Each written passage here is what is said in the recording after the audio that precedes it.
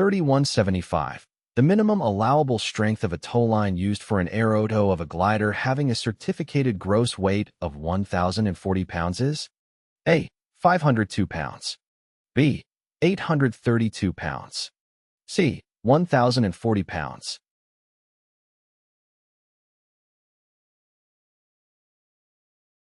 The correct answer is B.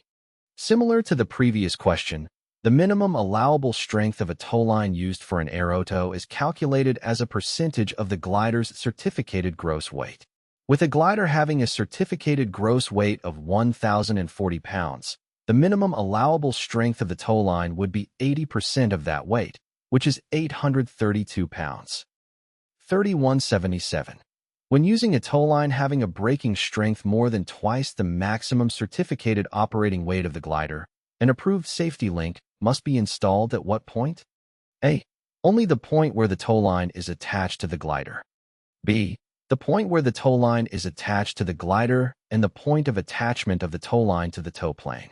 C. Only the point where the towline is attached to the tow plane.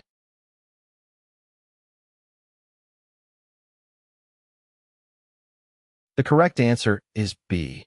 When using a towline with a braking strength more than twice the maximum certificated operating weight of the glider, an approved safety link must be installed at the point where the towline is attached to the glider and also at the point of attachment of the towline to the tow plane.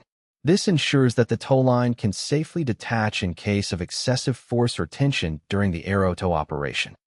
Q3176. For the Aerotow of a glider that weighs 700 pounds, which towrope tensile strength would require the use of safety links at each end of the rope. A.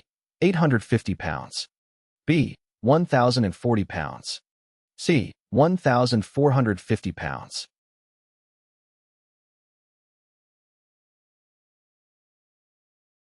The correct answer is C. If the towrope tensile strength exceeds twice the maximum certificated operating weight of the glider, safety links are required at each end of the rope. In this case, for a glider weighing 700 pounds, the towrope tensile strength of 1,450 pounds would require the use of safety links at each end of the rope. 3340. What force provides the forward motion necessary to move a glider through the air? A. Lift. B. Centripetal force. C. Gravity.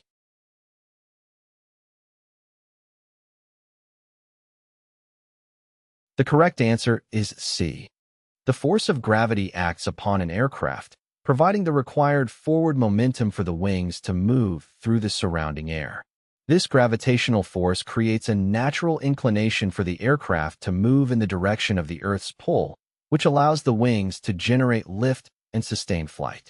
As the aircraft moves forward, the airflow over the wings creates the necessary aerodynamic forces that enable lift and control. Therefore, gravity plays a fundamental role in the aircraft's motion by providing the initial impetus for the wings to interact with the air and generate the necessary forces for flight.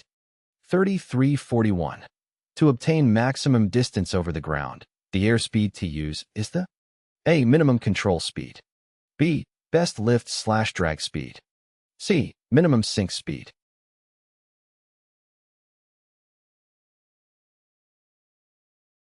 The correct answer is B. To obtain maximum distance over the ground, the airspeed to use is the best lift/drag speed. This is the airspeed at which the glider achieves the maximum ratio of lift to drag. Flying at this speed minimizes drag and maximizes the efficiency of the glider, resulting in the greatest distance covered for a given amount of altitude loss.